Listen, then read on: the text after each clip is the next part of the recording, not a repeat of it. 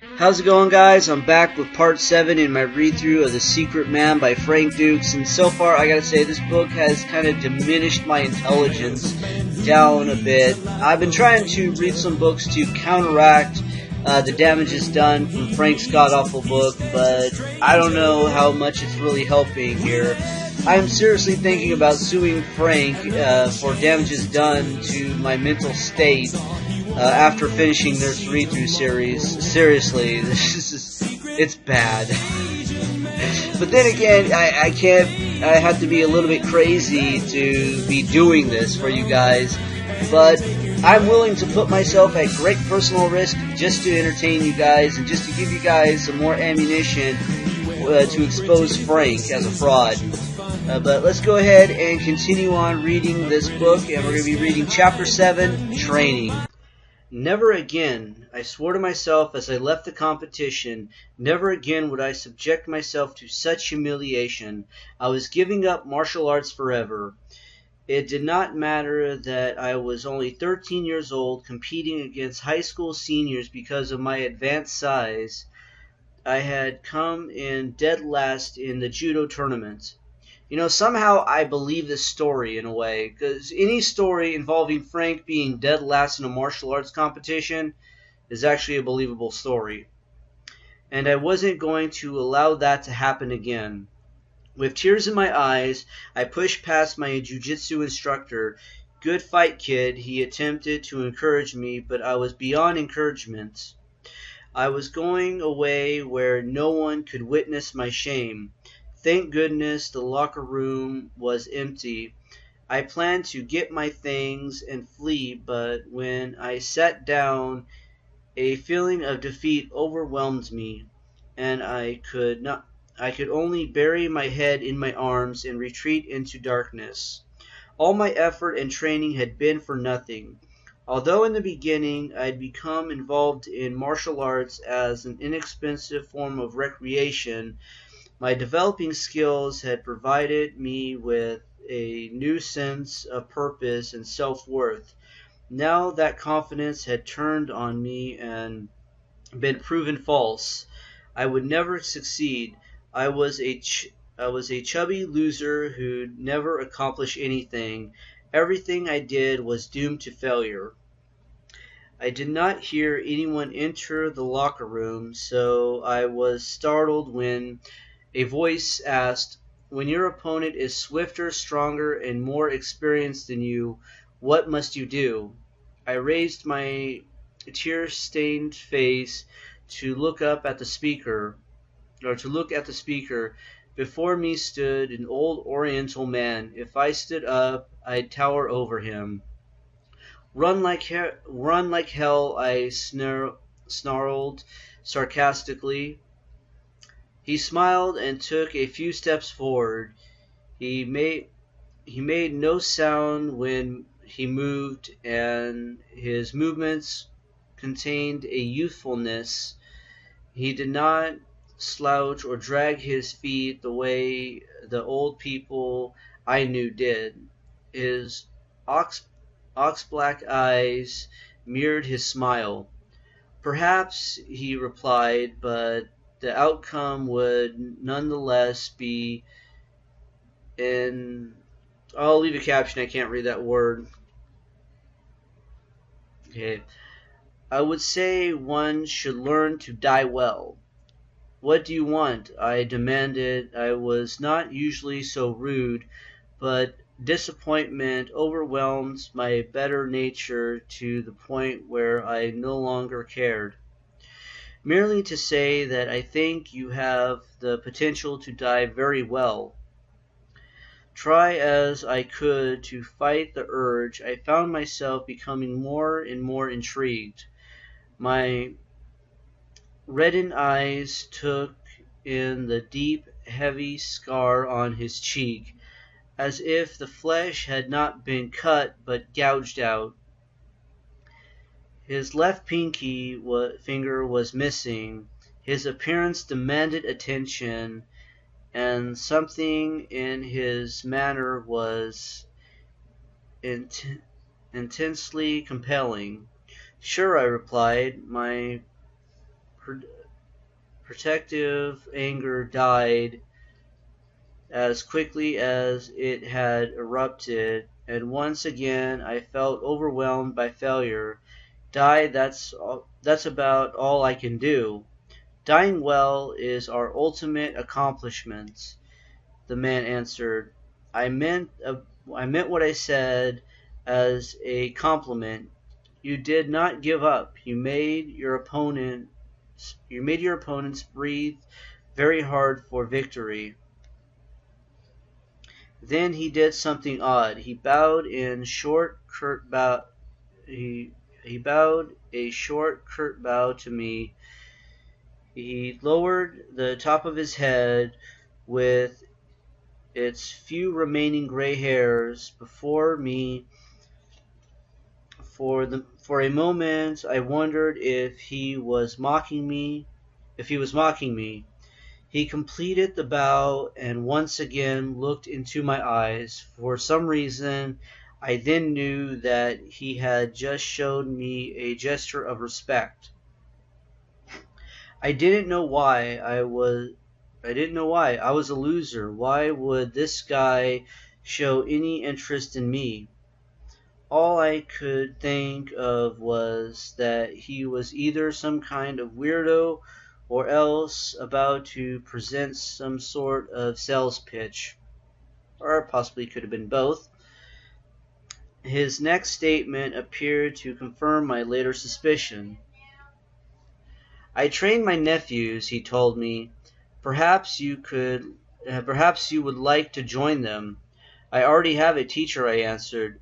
Oh, you would be doing me a great favor, he continued.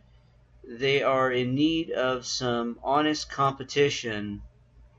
I just couldn't picture him as a scam artist, somehow or other, and despite the... I'll leave a caption, I can't read that word, that came from my dejection, I was convinced of his sincerity. How much? I asked. Excuse me? His brow wrinkled. How much? I repeated. For lessons. Oh, I see. Once again his eyes laughed. No money is necessary. My instruction is free. My suspicions were again aroused. Nobody ever gave anything away for free. There was always a catch. Perhaps he read my mind or anticipated my thoughts. I was thinking of a barter, he continued. I do gardening. I need a helper. I agreed. Perhaps things were not as bleak as I had thought. Hope existed for me after all. So began my long relationship with Tanaka. I'll leave a caption, I can't read that.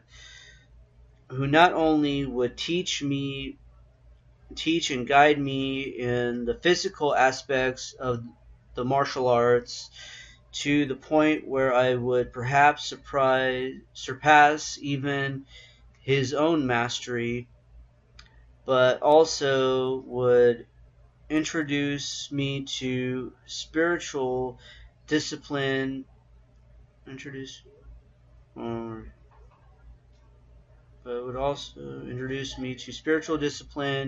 and philosophical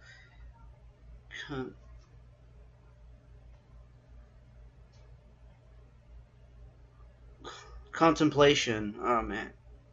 See what I mean by this is damaging my intelligence, where I can't read words like contemplation? Like, fucking hell. Okay. After my first early morning lesson, however, I wondered if I had made the right decision. After all, the training had consisted solely of breathing and meditation exercises. All the old man had me do was sit perfectly still. He explained to me that being able to empty my mind was the most important element in developing concentration and the ability to eliminate pain. I had no idea what he was talking about. I sat there calling myself a fool for getting up before dawn to engage in this ridiculous exercise. How could one defend oneself with breathing and meditation? How could I right the wrongs of the world sitting here with my eyes closed? Perhaps this old man knew nothing about martial arts at all. He did seem to know, however, whenever my mind wandered and wondered. The old man must have been psychic. He sat behind me and slapped the top of my left shoulder with a long, flat stick. Each time thoughts intruded on my mind, the goal, he told me, was never to feel the stick. It would mean I had reached the point where nothing would distract me from my goals. Even though my first lesson left me in... I'll leave a caption, I can't read that word. I returned, perhaps due to curiosity, maybe because I wanted to regain the self-respect I had lost at the competition. In the following weeks, my training consisted of exercises designed to help me acquire a balance among my physical, spiritual, and intellectual capabilities. Okay, I'm no comment there. It's too easy. Just way too easy. Again and again, Tanaka, whatever, I'll say Tanaka. Tanaka insisted that only through a synthesis. God damn it. I'll leave a caption because I can't pronounce that word. Of these three aspects could true greatness be achieved. Perhaps what initially fascinated me the most, however, was my historical training. For the first time, I perceived that martial arts had emanated from a rich tradition and that the critical principles existed for specific reasons. Before I had only been interested in how, now I was becoming interested in why. The old man introduced me to the story of Miyamoto Musashi, Japan's greatest swordsman, and a great artist who could wield a brush or a sword with delicate and consummate skill. I learned about the principles laid down by the Koga Yamabushi warriors of ancient Japan, who strongly believed in a divine force capable of intervening in our lives to transform the possible to transform the impossible into reality. Unlike the other ninjutsu clans, which preached Shinto Buddhist beliefs, the Koga Yamabushi advocated no dogma and encouraged each individual to pursue his own religious belief. Introducing me to the Koga Yamabushi was a wise and insightful move on the old man's part, for I would have found myself at odds with the code of the ends justify the means. practiced by other ninjutsu clans. Before long, training occupied my entire life, and everything I did centered around preparation and development of my skills. No time was wasted, whether seated in class or in my father's old Buick. I practiced dynamic tension exercises, tightening my abdominal muscles for hours on end. Everywhere I went, I carried a ball of melted wax to squeeze in order to develop my forearms and fingers strength. In place of lifting weights, the old man had substituted rope climbing and scaling exercises. I hung for what seemed like hours on narrow, suspended pipes. Make sure, yeah. Alright. He taught me how to climb in the narrow spaces between two buildings using only outstretched hands and legs.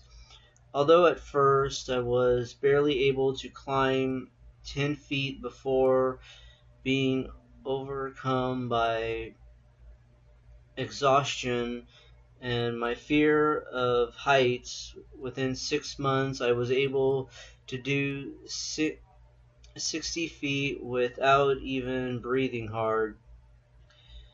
Even our gardening work doubled as training.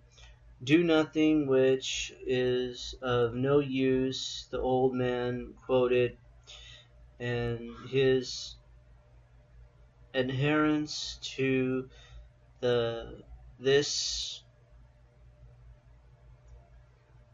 I'll leave a caption, I can't read that word, was demonstrated in his attitude toward the most manual of chores. He taught me to consider raking as circle blocks or quick strikes. I would spin a rake or hoe between strokes to develop agility and increase. I'll leave a caption, I can't read that word. Unknowingly repeating the traditional training methods of the Japanese peasants who made up the majority of ninja. I'll leave a caption, I can't read that word, ranks. Okay, now this sounds something out of like Karate Kid or Return to the 36th Chamber of Shaolin. Seriously. My vigorous training, although sometimes appearing to be extremely redundant, was now underscored by my obvious desire for perfection. Before moving on to new areas and tasks, I had to prove to my teacher that I had mastered and assimilated each technique until it had become second nature. My early efforts in particular proved to be especially frustrating, largely because I constantly compared myself to the old man's 4 nephews, who at the time seemed to possess infinity more knowledge than I, and yet I was expected to keep pace with them, spar with them, and even defeat them, even though at 13 I was the youngest. One summer, after 2 years of constant training, I wrestled an unusually intense desire to quit. Little time existed for any social life, and I was feeling alienated, suffering from teenage blues between working, training, and summer school. There was no time left for girls, even if some did prove interested in me, which had not yet been the case. Little did I realize at the time that I had reached one of those periods of crisis out of which we have the opportunities to shed our old skins and enter into a new phase of life, wisdom and increased abilities. Consumed as I was in my struggles, not only did I suffer emotionally, but the hot, smoggy summer had triggered a series of intense asthma attacks that left me physically drained. Sensing my pain, Tanaka introduced me to a new series of breathing exercises designed to alleviate my suffering. Although the attacks continued, the exercises provided me with some relief and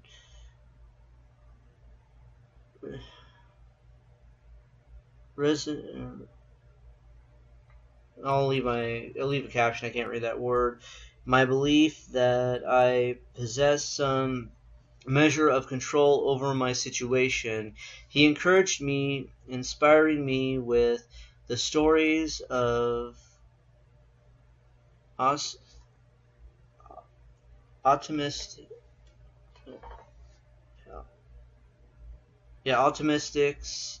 Or damn it! I'll leave a caption. I can't read that word. Oh God, who had overcome their ailments. Oh, asthmatics.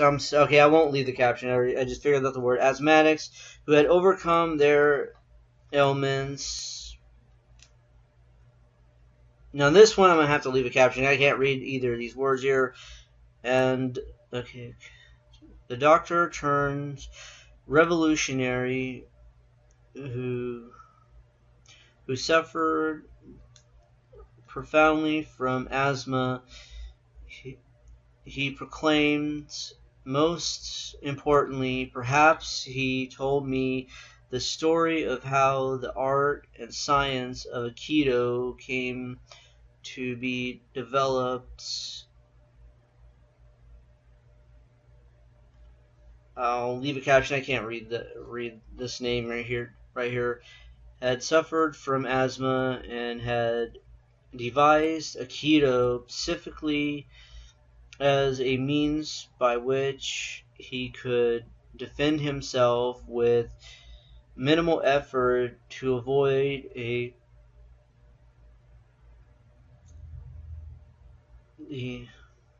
debilitating asthma attack. From that moment, I began to formulate my own personal guidelines for developing techniques that possessed efficiency and velocity. Each strike designed either to immobilize or to kill an opponent quickly. I always assumed my hypothetical opponents to be armed. Thus, I was prepared for the challenge and not subject to surprise. My approach would have been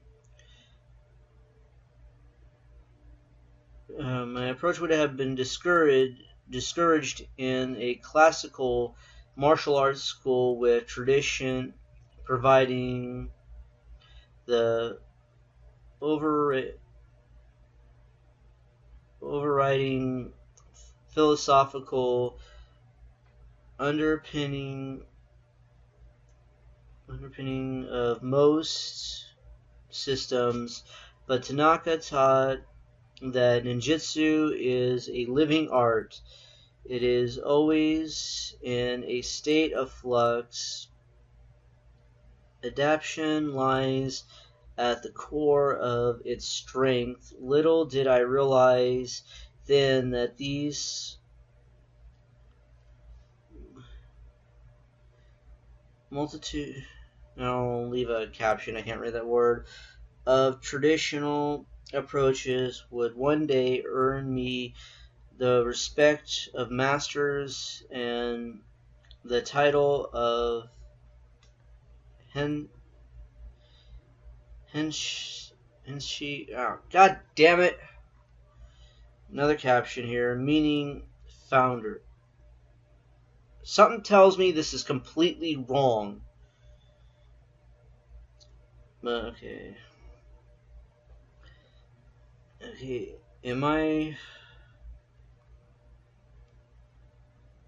I'll leave a caption, I can't read that word. My dreams of martial exploits, I never considered that I would be promoted to 10th degree black belt before the age of 55, becoming the youngest martial artist to achieve such recognition.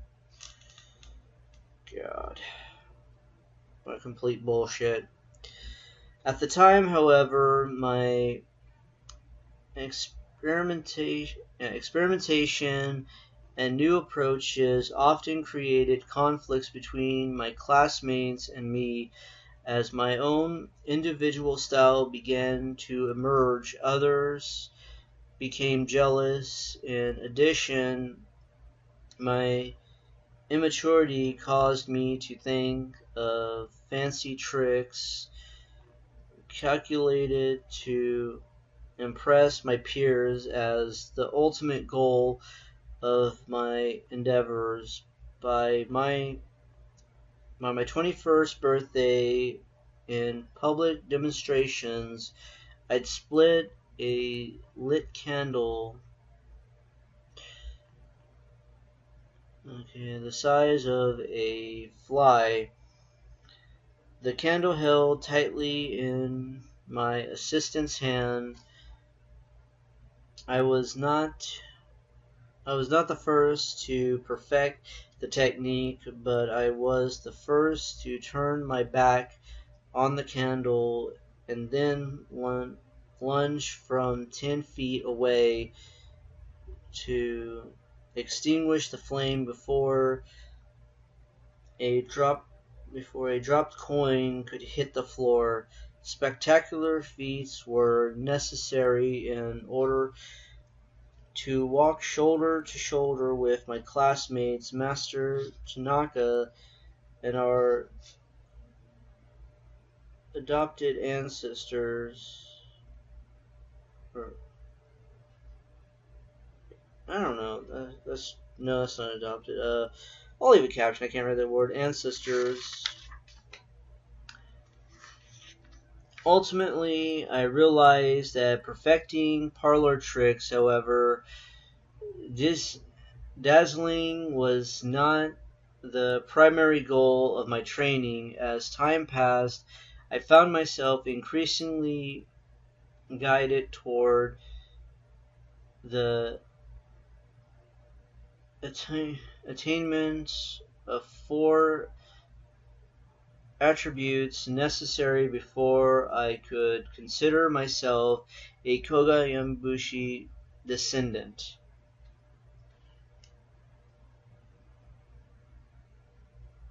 Benevolence, courage, valor, and wisdom. Benevolence, courage, valor, and wisdom. Again and again, Tanaka defined these qualities and provided examples of how to integrate them into my daily attributes or daily attitudes and actions. Benevolence meant exhibiting kindness even to one's enemies, creating the option of showing mercy in battle and perhaps turning an enemy into an ally. Courage meant risking death to force social equality, and in my teacher's view, being willing to embrace new experiences and meet new challenges. Valor entailed meeting one's obligation no matter the odds, including social obligations not necessarily considered ethical matters such as paying one's debts without resorting to options such as bankruptcy laws to hide behind. An extreme example of the lack of valor is the samurai habit of killing female children in times of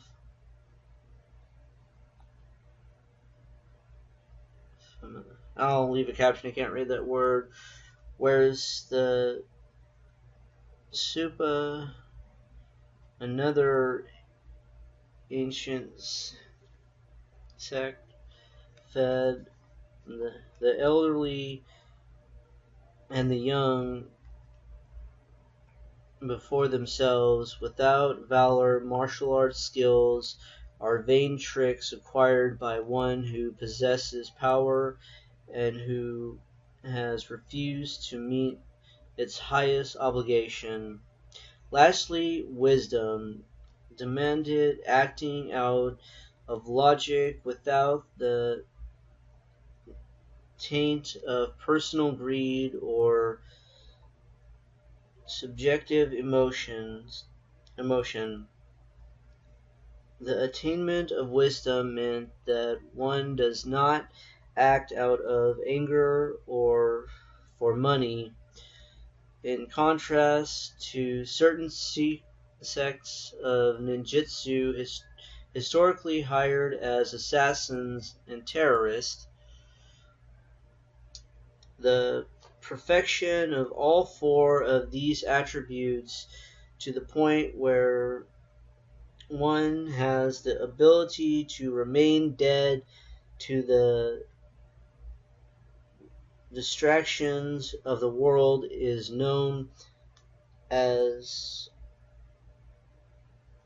Shidoshi, the four ways of the corpse, which is completely wrong. I think the late Scott Baio actually did a video on the meaning of Shidoshi. Now, if I can find it, I'll leave a link in the description below so you can check that out. Because the way Frank is describing it is completely wrong. God damn it. Throughout my training, I addressed Tanaka by the title of Shidoshi, a name of respect and one that I too earned the first time I understood what it meant to look death in the face, relying upon my spiritual and mental skills to call upon my physical powers to overcome adversity and before changed by the experience, and be forever changed by the experience, especially when I found myself in moral conflict. The overlapping moral and ethical codes interwoven into my instruction through my dedication to the 9 basic principles had been dedicated in Miyamoto Musashi's 16th century guide to strategy and tactics entitled Gorin no Sho, the Book of Five Rings. Some tells me Frank's Japanese is completely wrong here. Although its readers have often mistakenly considered its content to deal solely with swordsmanship, Musashi's principles provided the blueprints later adopted by Japanese car manufacturers to dominate the U.S. marketplace and challenge the most powerful corrupt entities in the world. Its universal truth have even become mandatory reading at the Harvard Business School.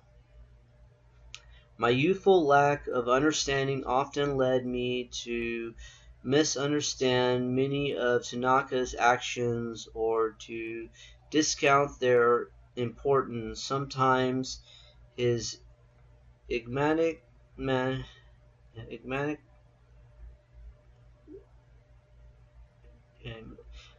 left me baffled. But time and persistence gave me insight into the complex and often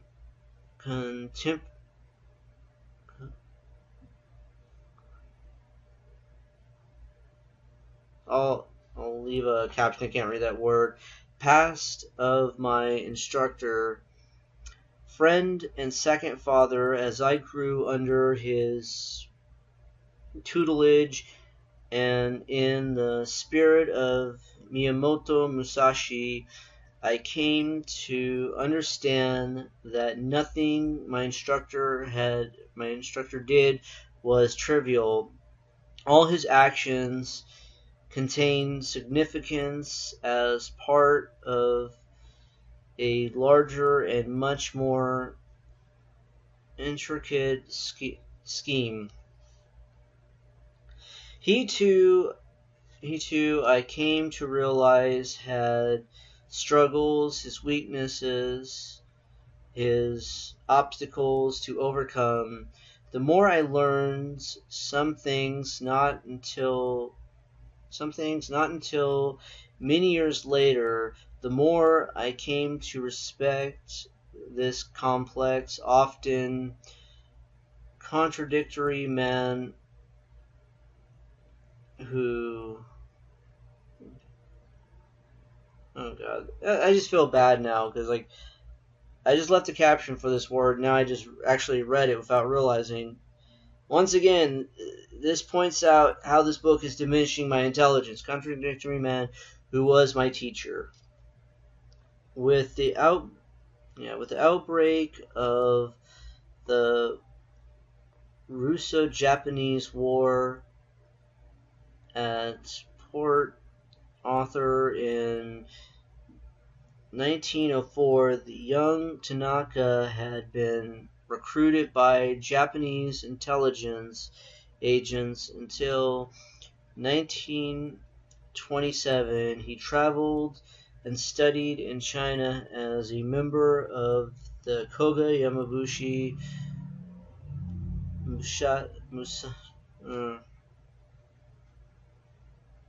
I'll leave a caption, I can't read that word. Cell of ninjutsu, which had been transplanted from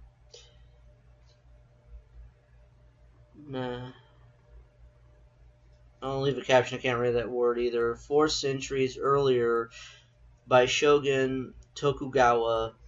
Eventually, Tanaka became a member of the infamous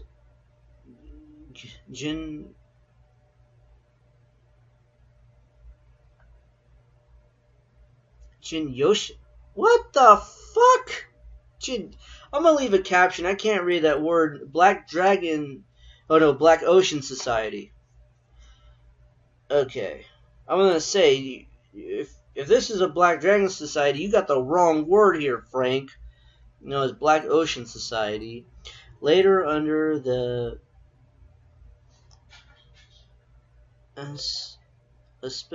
I'll leave a caption. I can't read that word either. Of its founder, God damn it! I can't read this name, so I'm gonna leave a caption. He joined the Kokurukai, the Black Dragon Society. I'll leave a caption. I can't read that name again. Took the name for his group from the. I'll leave a caption. I can't read that place. Summer River, also known as the Black Dragon River. Both legendary organizations were supported by the Japanese government and were encouraged to carry out industrial espionage against China. Something tells me this is completely wrong. I think the Black Dragon Society was just basically more of a political group, but I don't know. During these years,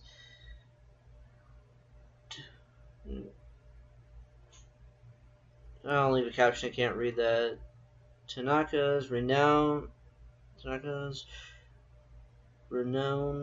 began to grow. In 1933, his relative. I'll leave a caption. I can't read that word. Tanaka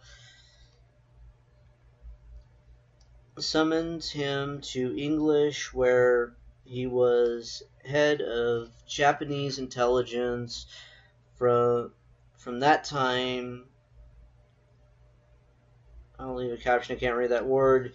Began to use multiple aliases, adopting the name of Senzo for his activities as a covert operative, strong-arm agent. Eventually, he married a woman he had met in China 20 years earlier.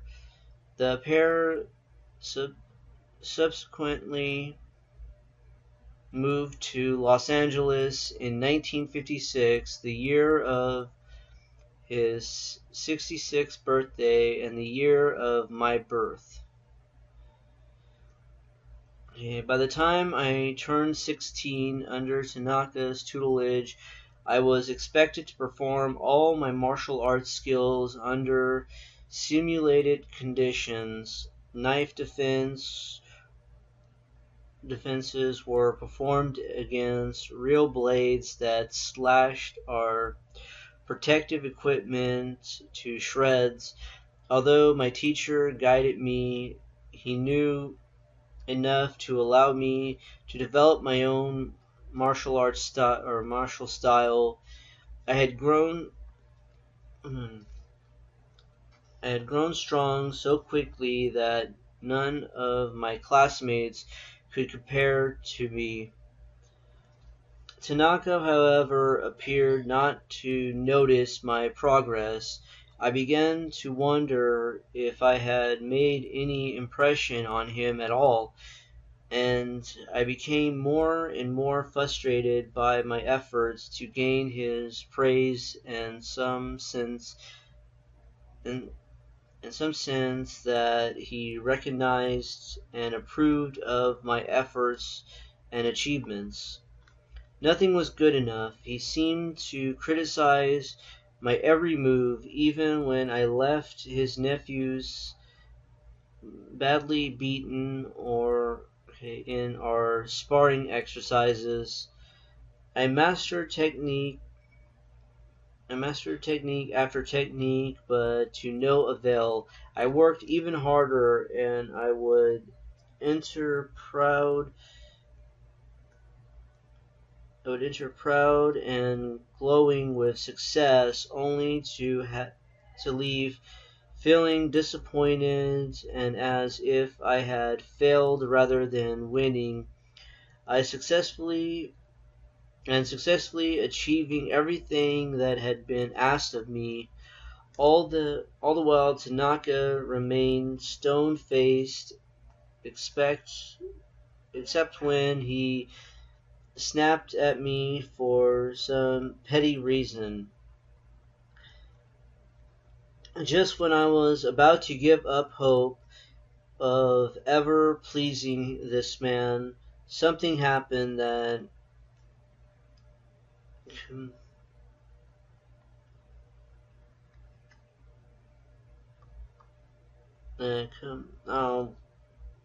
I'll leave a caption. I can't read that word. The feelings he masked so well. Okay. I entered his house that morning where weary and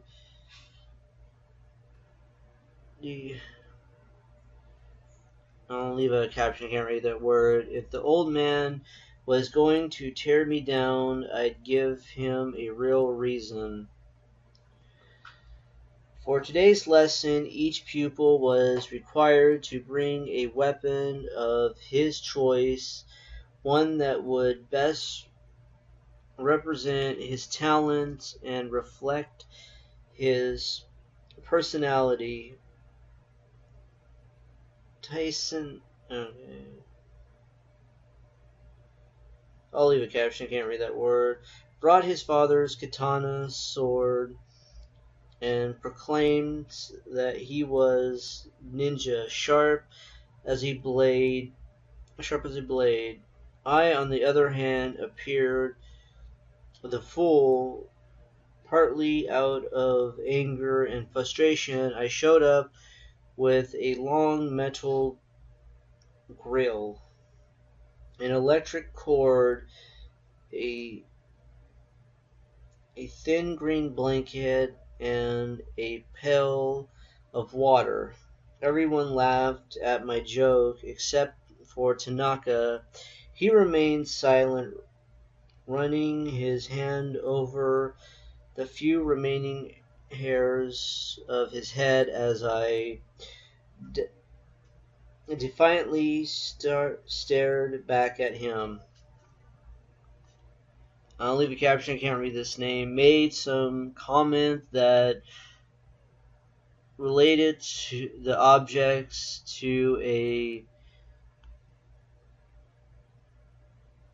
I'll leave a caption. I can't read that word. Lifestyle. In response, I invited. Okay. Leave a caption. I can't read the name. To defeat me with his sword. First, I placed the blanket on the floor between us, and then positioned the long grill on top. I attached the electric cord to the grill and plugged the cord into the wall socket, holding the pail of water ready.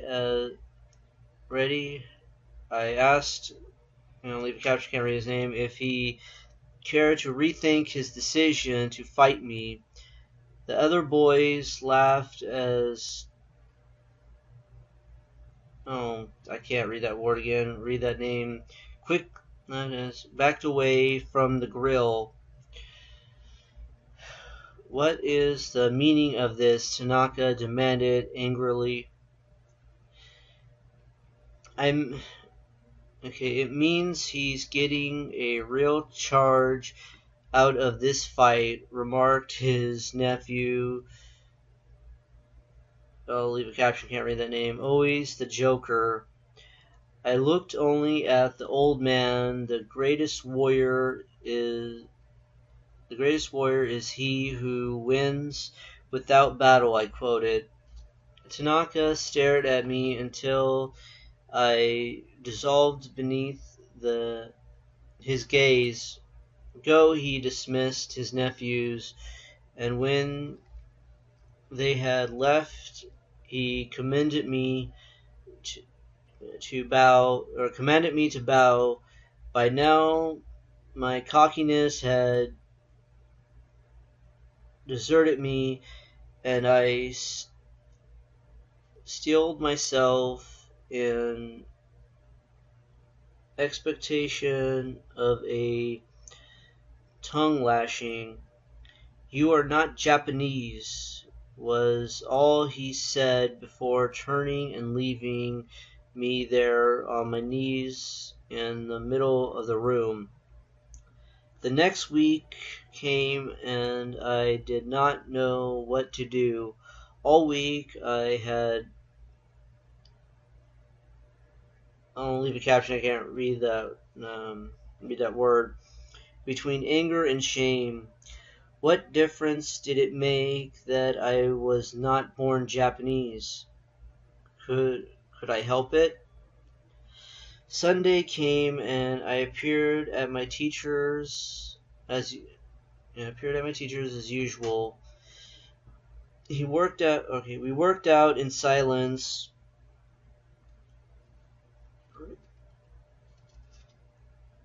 prospering heavily in the hot summer sun. Immediately afterwards, Naka took me into the yard and prepared me in front of two men.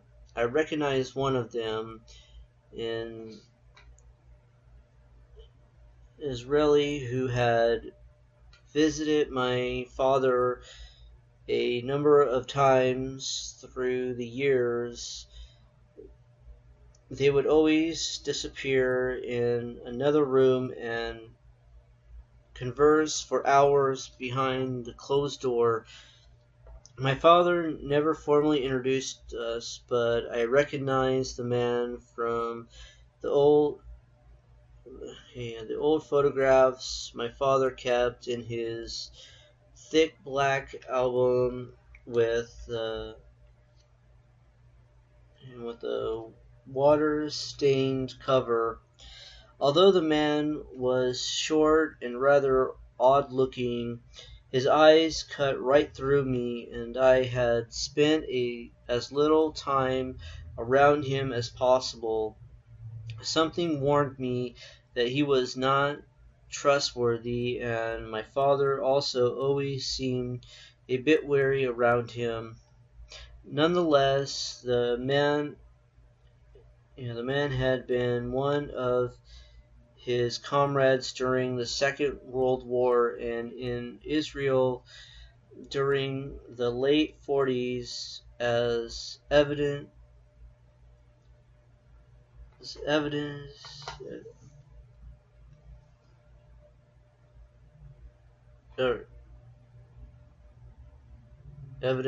by the photos of my father's album, and he and my father often walked arm in arm. It's nice. I'll leave a caption, can't read that word. Swapping stories in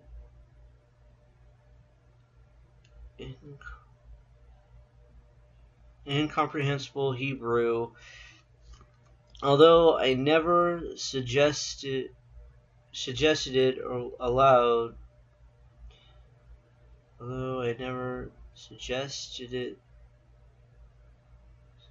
it aloud. His mysterious and my active imagination led me to suspect that he was a member of the... I'll leave a caption, I can't read that.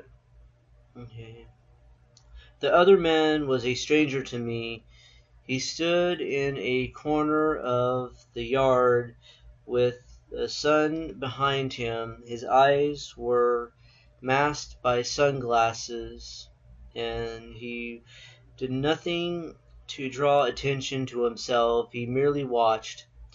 Not until years later did I discover his exact identity: General Forsman, USAF, head of European intelligence operations, and the mid to late 70s, in the mid to late 70s, all of Tanaka's activities suddenly took on a mysterious, almost sinister cast.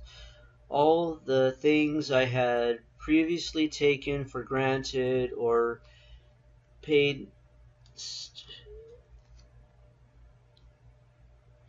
I'll leave a caption, can't read that word, attention, were now shot through with, I'll leave a caption, can't read that word. Only after my odd introduction did I recall the groups of mysterious men who had met with Tanaka at various times in the past. Always, I later realized immediately before my teacher moved to a new house, he had always provided reasons for moving that as a boy I accepted without question. In retrospect, though, I realized that he aided U.S. military and intelligence officials concerning industrial spying and possible militaristic activities on the part of Japan, and I later learned of his involvement in pinpointing the Yakuza in the disappearance of planes for top secret aircraft parts from the Lockheed facility in Burbank. The theft, originally thought to be the work of the KGB, turned out to have been committed by 3 Yakuza agents working for a member of the board of directors for a Japanese, I'll leave a caption, I can't read that word. 20 years later, the development of that stolen technology played a key role in defeating Saddam Hussein during the Gulf War, and had several Japanese businesses very wealthy. Not long after my meeting with these men, Tanaka introduced me to a trainer of a different sort, a man who turned out to be a Green Beret fresh from Vietnam. With the Green Beret, my training took a different turn. Although Tanaka had prepared me well, all my skills could be modified and were. I had always honored the physical aspects of my martial arts education. Before, excuse me, this book's just giving me bad gas. Okay, but for the first time, I truly began to understand and appreciate the mental training the old man had provided me.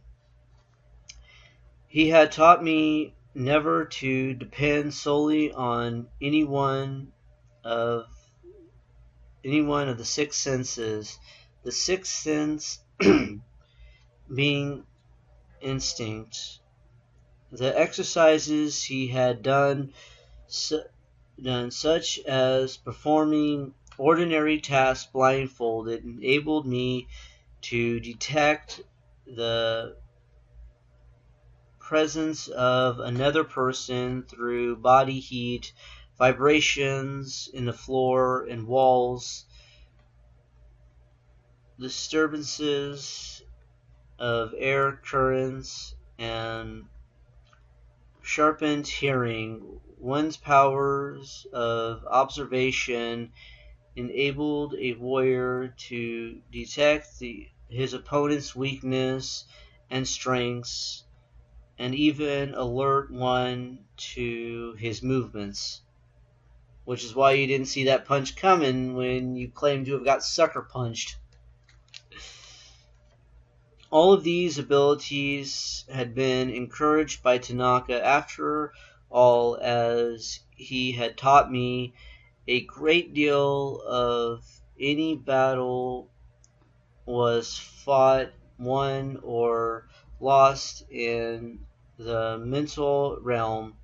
Without my realizing it at the time, Tanaka had taught me a great deal about physics and the generation of power, anatomy, and psychology in ways that went far beyond the book learning I received in school.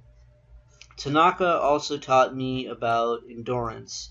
To endure meant everything. Every conflict in life could bring a harvest of pain, but what we gleaned from this pain provided us with insight and preparation for future battles. Sometimes such preparation could be comic, such as the time Tanaka surprised me with a new exercise to build my endurance and speed. I wondered what the old man was up to when he instructed me to put on a padded jumpsuit. I had barely gotten the suit on when he ordered his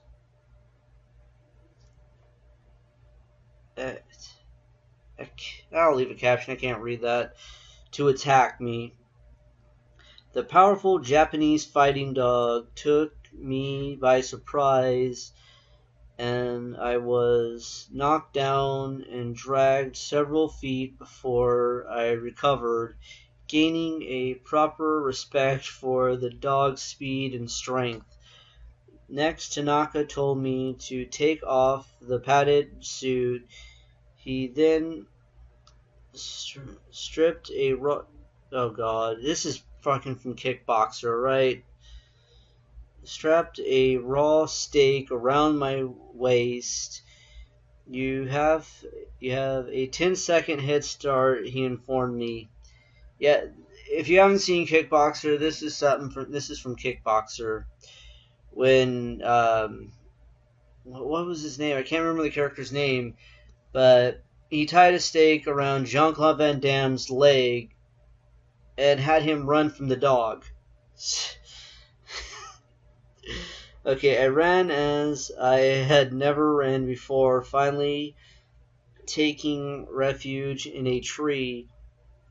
I thought I was clever in throwing the dog the stake, only to discover later that I had fed my own dinner. Oh god. He fed the dog his own dinner. The incident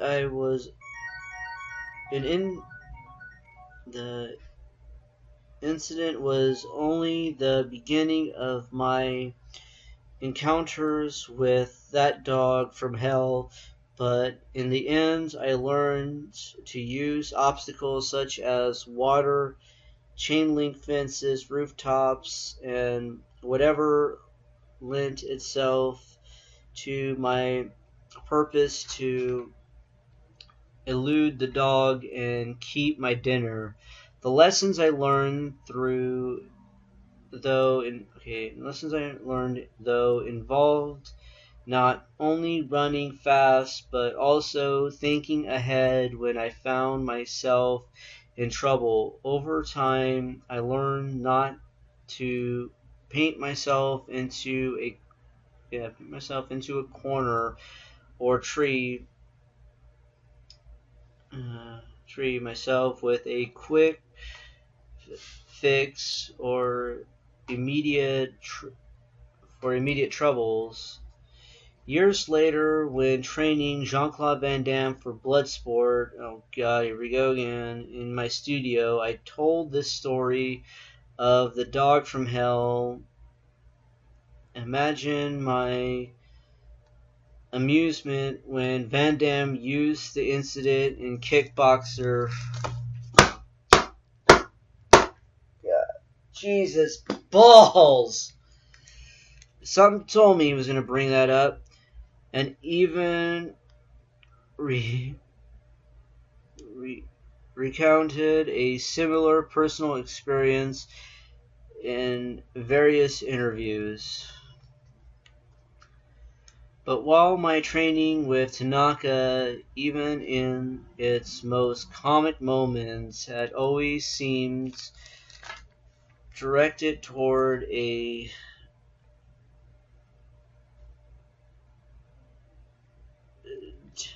dignified purpose, the same did not hold true with the Green Beret. An unspoken shadow existed in our training, and each task seemed geared toward a particular end. I'll leave a caption, I can't read that word. I was drilled in observing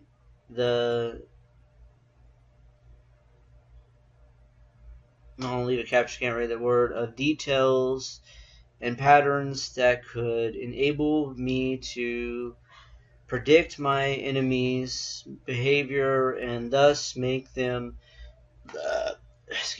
vulnerable. I learned to detect fear in order to know how to mask my own and how to exploit it in others. I learned to replace savvy with, I'll leave a caption, I can't read this word here, with the appearance of, I'll leave a caption, I can't read that word either, and strength with awkward movements geared to mask my prowess and physical capabilities. We practice the art of evasion and escape, forced entry, surveillance techniques, pyrotechnics, code, and I'll leave a caption, can't read that word. And what often seemed to me in my idealism nothing more but dirty tricks. I was able to rationalize much of my training by creating new shades of meaning for much of what Tanaka had told me. I remembered my mentor telling me seeking validation through others is a weakness. Better to be thought a harmless fool than perceived as a threat to be, I'll leave a caption, I can't read that word, killed or tormented. I'll leave a caption, I can't read this word. I knew that something was wrong with this education in I'll leave a caption, can't read that word, but not until later was I able to realize that in the practice of it's deceit. God damn it! See what I mean? Once again, I'm losing my intelligence reading this thing because I can't even.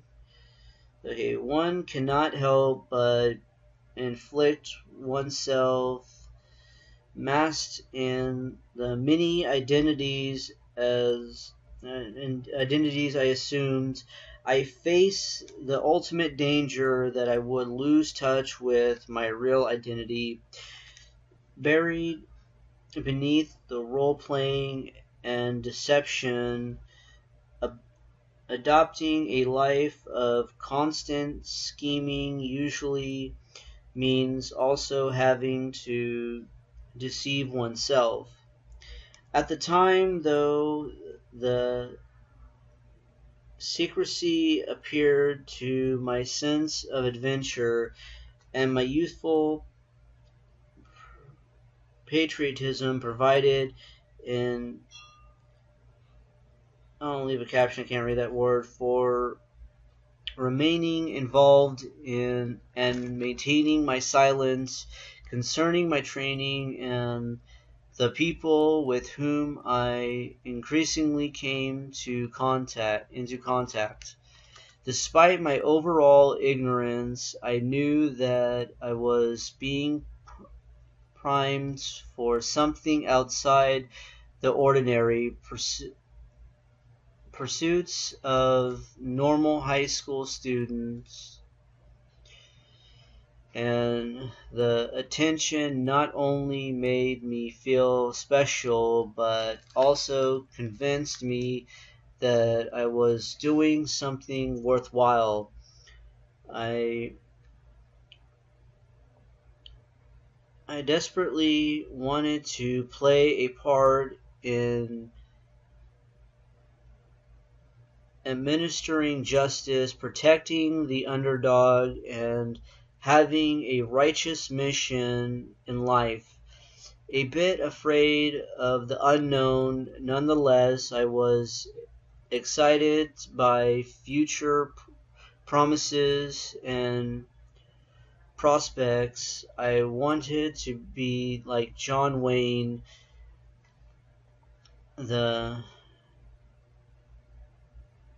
I'll leave a caption, can't read that word, idol of my youth, like Tanaka, like my father. I wanted their admiration, and I wanted to follow in their footsteps, but caught up in the idealistic daydreams of unrealistic visions of youth, I had little idea where those footsteps had taken them, or where they would lead me.